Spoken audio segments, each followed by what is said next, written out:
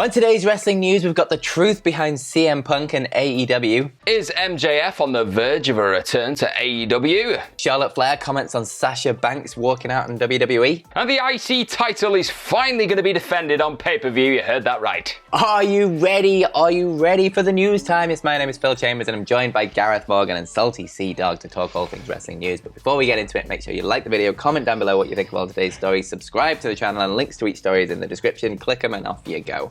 But first up, obviously, big news. Everybody's heard about it. CM Punk and AEW. I'm sure you've all heard the story right now, but just in case, he basically went off script on Dynamite, calling out Hangman Page. Wasn't supposed to happen. There are kind of real-life issues, apparently, between the two. Reports that CM Punk isn't happy backstage in AEW, and there was even fears that he would no-show the event, or even, people thinking he would quit the company entirely.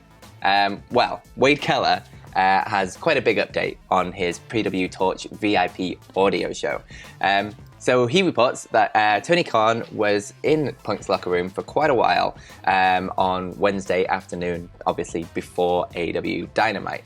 There were also reports that Punk didn't seem agitated or distracted at the time, or that he wasn't his usual self right before Dynamite started. So it didn't seem like anything was on his mind, or that he was stressed about anything, things like that.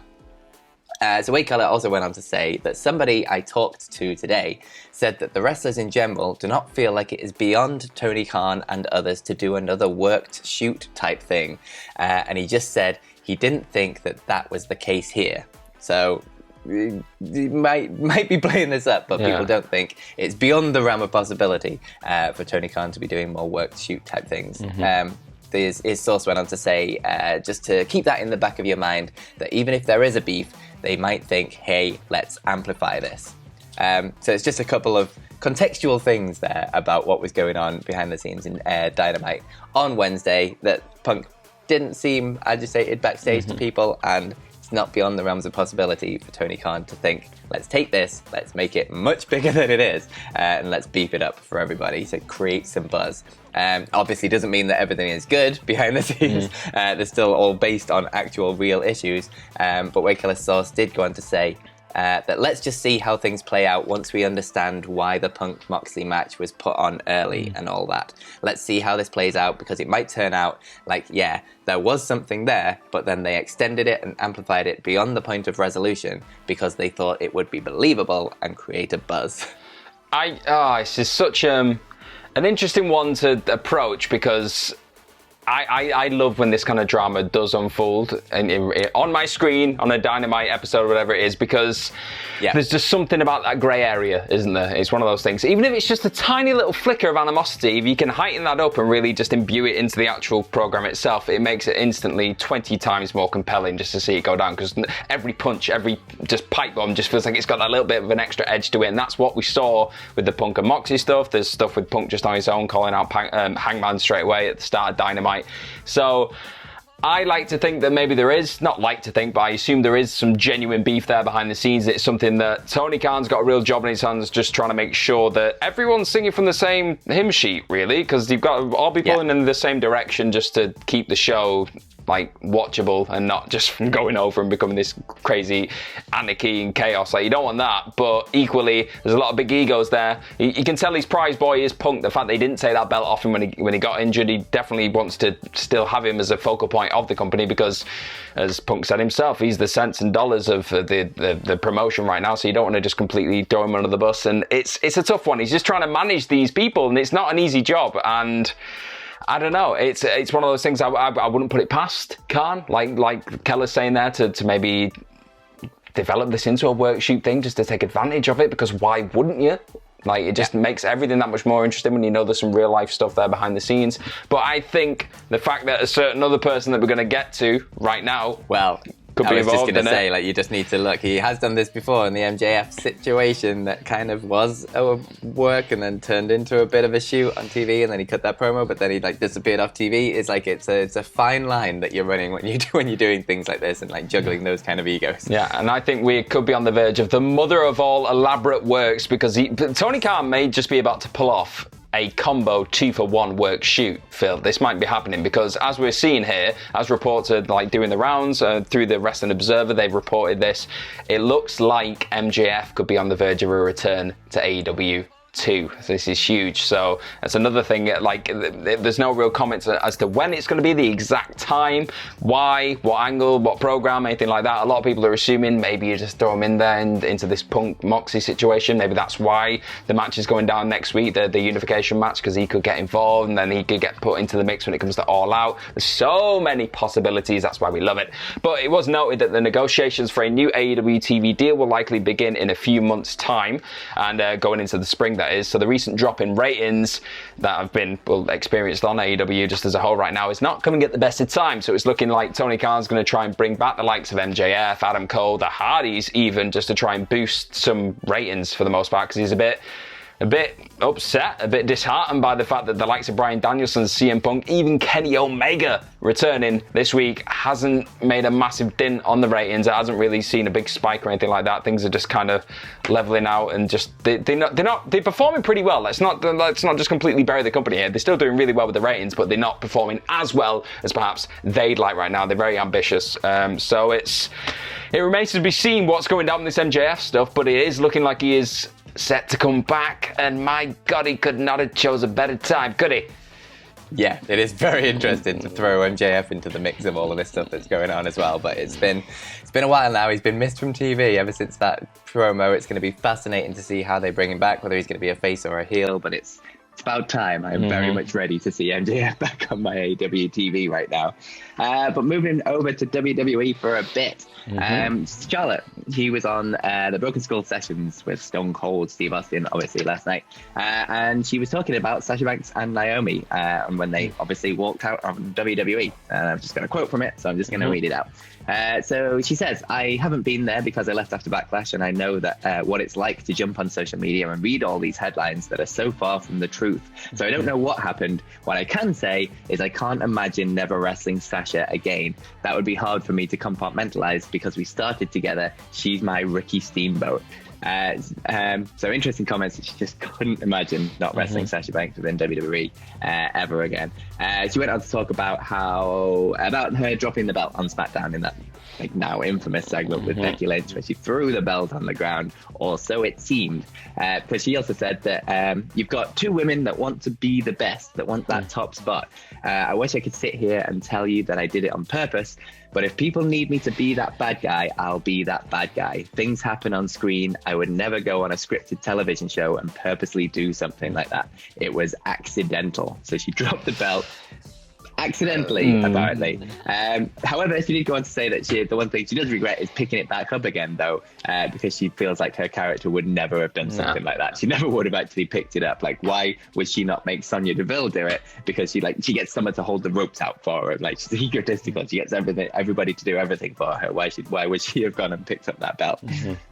Yeah, it's one of those things. I think if you watch this interview, it's a great interview. Like, it's about an hour and 20, and Charlotte's really honest all the way through it. I think even whether or not that is actually what happened with the accident of the drop of the belt, that could just be a bit of like damage limitation. But in general, she kind of critiques some of the stuff that she did in the past, what she'd change, what she'd do differently. And I think it's just a real warts and all interview. And I thought she comes across pretty well in it, to be honest. It feels like she's finally quite comfortable in her own skin. So I think it's definitely worth a watch. I think they're the major points that you mentioned there, but there are still a few little nuggets. A lot of stuff that she talks about, like the tragedy of the family and everything they went through, like just as she was heading into WWE. And it's good. It makes for a compelling watch, so check it out.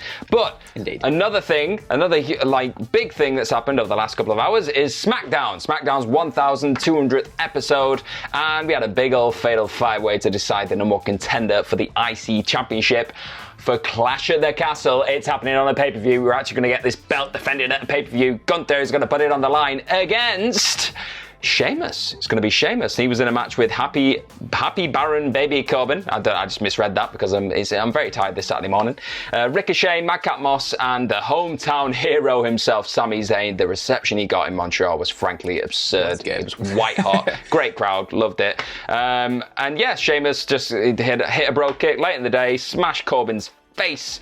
And now we're going to get probably the most physical IC Championship match in the history of mankind, because it's Gunther and Sheamus. I can't recall these two fighting that much. I don't know if it may have happened on the Independents many moons ago. Maybe it has happened in WWE and I've just missed it. But for me, it feels like an exciting thing. It's going to be happening. So that card now has got the IC title match. That's the first time it's going to be defended on pay-per-view or premium live event, since WrestleMania 37. Wow. WrestleMania 37, Phil. April 2021. Insane. And the title, the champions appeared on pay-per-view because that was Survivor Series 2021. It was Nakamura. He defeated Damian Priest by DQ, but it was champion versus champion, so the belts weren't defended. So this is the first time it's been defended on premium live event per view in a long time, Phil. Going well, this. Yeah, it's great. Yeah, this is ridiculous. And obviously, think Triple H, like he was doing those promo packages for the belts and things, trying to make them feel important for a change. And now finally get it on pay-per-view. But what a match to do it on, Sheamus versus Walter. It's something that, like, it's not, for some reason, it's not twigged in my mind as something that could have happened. And now I know it's going to happen. I'm like, holy hell, I want to see this. Like, Sheamus comes out of like a normal match covered in welts. What's he going to look like coming out of a match with Gunther? Two big tomatoes. I can't wait. They are going to destroy each other, and I personally cannot wait. Yeah, we're going to be there, Phil. We're going to see it in the flesh. We are indeed. Hear every chop. Oh. We are indeed. But moving over to your Twitter questions to end the video. The first one comes from Reese Macy, who says, with CM Punk unhappy and Papa H in charge now, could we see him return to fight Cody in WWE? Maybe not. Yeah, I'm going to go with a no. Sorry. Just why not? No, I think Cody needs to be doing other things. Just giving away from and, that. Yeah. I mean, it doesn't really matter who's in charge. Punk's never going back to WWE. That's ever. No, that's a no. Yes, that's an easy one. No. That's an easy one. Next question. From Prakash Chandraka, who says, do you think Triple H would move Gunther to NXT Europe? And who's your favourite to win the IC title? I think there's two questions there. There's a could he do it, which in theory he could, maybe just for a brief period and just take him on there just to give a bit of star power over to NXT Europe. Should he? No, because I like Gunther on the main roster right now because I think he's killing it. Yes. I think he's been so good. Like, I don't want him to permanently move over to Europe right now for the NXT Europe thing, even though ironically he didn't want to come over to the US for years and then finally did. That's neither here nor there. Keep him on SmackDown, keep him killing people. Yeah, absolutely. The same way. I personally think he should beat Sheamus. I think it's a really good victory for Gunther to have, like a big name for him to beat. But also, like, I could see them doing, like, when Cesaro or Finn Balor, like, went over to NXT UK, just for the odd one-off or something like that. I could see them doing that, like, maybe going back to do, like, Gunther versus Ilya Dragunov on the first NXT Europe show or whatever it's going to actually look like. Like something like a marquee match and then goes over for one shot and then comes back. I can see them doing that, but absolutely not going to go there full time. I think he's pretty firmly set on the WWE main roster right now and all the better for it. Yeah, definitely. The final question of the day comes from Dave the Mark, who says, morning Phil, will the WhatCulture crew be attending Royal Quest 2 and what is your dream New Japan Brit Rest matchup for that show? And I think there's only one answer to this. A, yes, we are going to be going to it, obviously. But B, the only Brit Rest versus New Japan match anyone could ever possibly want. Miller versus Tama Tonga. Book it right goddamn now. It's been long enough, damn it. We need our revenge. I can't argue with that. Can't add a better suggestion. Let's just get behind it. Let's will it into existence. It must happen. He's over in Texas right now, isn't he, Mr. Miller? He's smashing life. Yeah, wrestling for Thunder Rosa's company. As you do. I can't remember what they're called. But that is quite exciting. So he's traveling the world with his wrestling, and very much good luck to him. I think he's wrestling tonight. But yeah, it's got to happen. Miller versus Tama Tonga. Let's make it happen. Let's get the New Japan bosses for listening to us for some reason and make it happen. And then it'll happen. And then let's get Miller then into the middle of the ring at Clash at the Castle for the second match for the IC title after Sheamus, so he can get chopped by Gunther in the middle of the Principality Stadium. Let's will it into existence. And then when AEW inevitably do a UK pay-per-view, let's get him on that as well. Yeah. Just get him everywhere. Why not? Book the man. First person to wrestle for New Japan, AEW, and WWE in the same year. That's what should happen. It's going to happen. Inevitable. Definitely. That's the end of the video. Thank you very much for joining us. If you want, you can comment down below what you think of all of today's stories, including your dream Brit Rest versus New Japan people, and who else you would want to see Miller wrestle in New Japan. He should just wrestle them all. You can follow us over on Twitter. I am at Phil My Chambers. Gareth is at GMorgan04. and we're all at WhatCulture WWE. Subscribe to the channel, like the video, watch loads more videos. Ups and Downs for Rampage and SmackDown are coming right now, filmed from a weird location in Texas. You will see on the videos. It looks a bit strange. But thank you very much for joining us. Have yourselves a bloody good day. Bye.